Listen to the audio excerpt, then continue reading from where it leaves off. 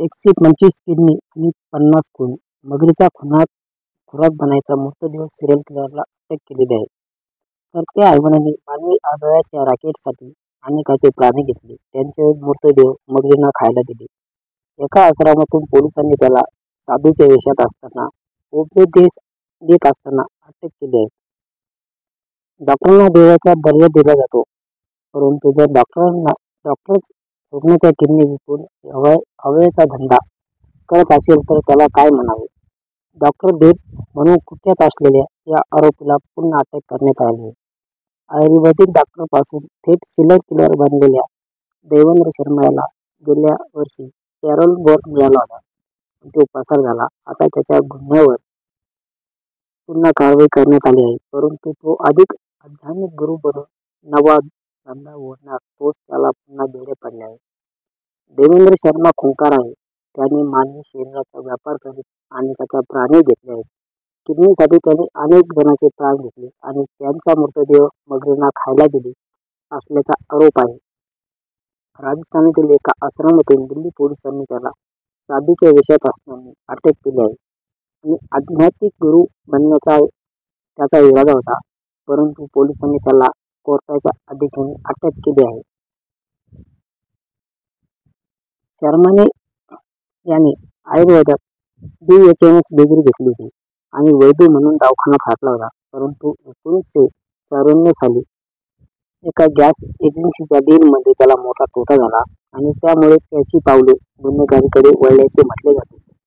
त्यानंतर त्याने नकली गॅस एजन्सी सुरू केली आणि हळूहळू तो किडनी ट्रान्सप्लांटचा रॅकेटमधला एक दलाल झाला. 2004 मध्ये शर्मा याला पहिल्यांदा अटक करण्यात आली. त्यांच्या विरुद्ध दिल्ली आणि राजस्थान हरियाणामध्ये 7 विविध खुनाचे खटले दाखल होते. एका केसमध्ये त्याला जन्मठेपेची शिक्षा सुनावण्यात आली होती. एका प्रकरणात गुरुग्राम न्यायालयाने त्याला मृत्यूदंडाची शिक्षाही सुनावण्यात आली होती. 2023 मध्ये शर्मा याला पुन्हा एकदा पॅरोलवर सोडले, परंतु 3 ऑगस्ट रोजी त्याला पॅरोल संपल्यानंतरही तुरुंगात तो पोहोचला नाही आणि दिल्ली पोलिसांची गुन्हे त्याच्या शोधात होती. 6 महिने पोलिसांच्या पथकाने अलीगढ, जयपूर आणि दिल्ली, आग्रा येथे प्रयागराजपर्यंत त्याचा शोध घेतला. अखेर राजस्थानच्या दौसा जिल्ह्यातील एका आश्रमातून त्याला अटक झाली. तिथे तो लोकांना बाबा म्हणून उपदेश देत असताना त्याला पोलिसांनी उचलले. आधी पॅरोलवर पळून गेलेला होता. देवेंद्र शर्मा पॅरोलवर असताना पळून जाण्याची ही पहिली वेळ नाही. 2020 मध्येही तो 20 दिवसांच्या पॅरोलनंतर 60 मध्ये फरार झाला होता आणि जेव्हा पोलिसांनी त्याला दिल्लीतून पकडले, इतक्या खतरनाक गुन्हेगाराला वारंवार पॅरोल का सोडले जात आहे याचे कोडे पडले आहे. 1998 ते 2004 पर्यंत याने देशातील विविध भागातून 125हून अधिक किडनी ट्रान्सप्लांट केले.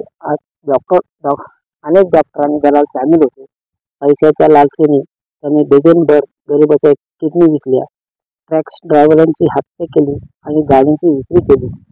2002 मध्ये ते 2004 दरम्यान शर्मा यांनी नवीन पद्धतीने गुन्हा करण्यास सुरुवात केली. तो आपल्या साथीदाराच्या मदतीने टॅक्सी आणि ट्रक ड्रायव्हरना खोट्या भाड्याच्या बहाण्याने बोलवायचा आणि त्यानंतर रस्त्यात त्याची हत्या करून त्याची वाहने ग्रे मार्केटमध्ये विकायचा. नंतर मृतदेह UP येथील नाल्यात मगरींना भक्ष्य म्हणून खायला द्यायचा. हे संपूर्ण नेटवर्क एका मोठ्या चालकाने चालले होते.